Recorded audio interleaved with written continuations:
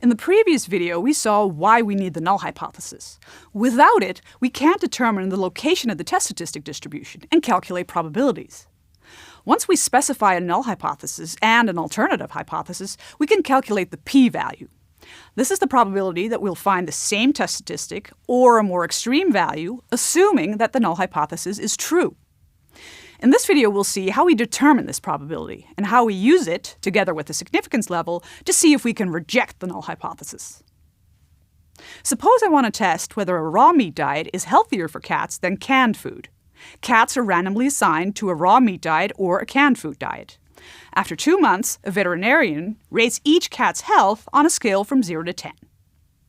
Our null hypothesis states that the difference in mean health rating between the raw meat and canned group is 0. We hope that our sample produces a test statistic that is very unlikely, with a very small p-value, so we can reject the null hypothesis.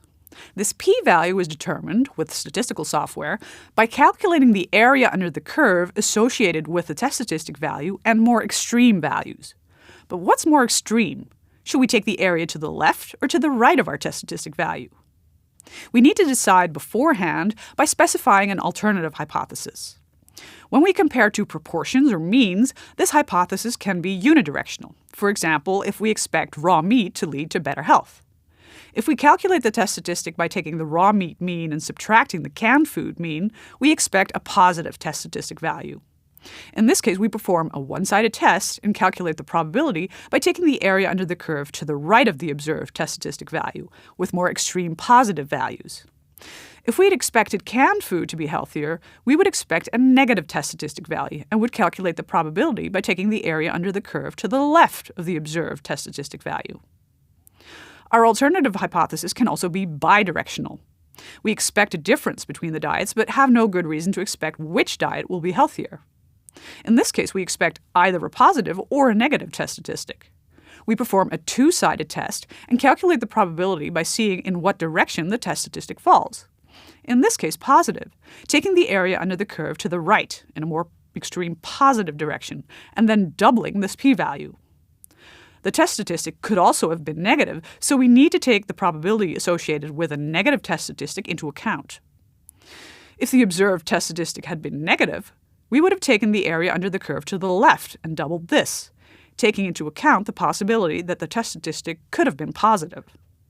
How do we decide whether the p-value is small enough to reject the null hypothesis in favor of the alternative hypothesis? We decide by comparing the p-value to the significance level, denoted by alpha. This is a value set beforehand, which represents the risk we're willing to run of mistakenly rejecting the null hypothesis, so rejecting it when it's in fact true.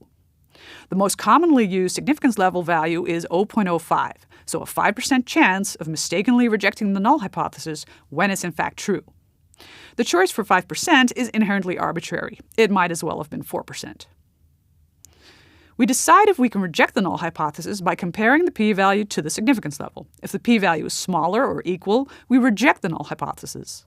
If the p-value is larger, we cannot reject the null hypothesis. Please note that we never accept the null hypothesis. Failing to reject it is not the same thing as showing it is true. Nowadays, we use statistical software to calculate the p-value, but you can also use tables.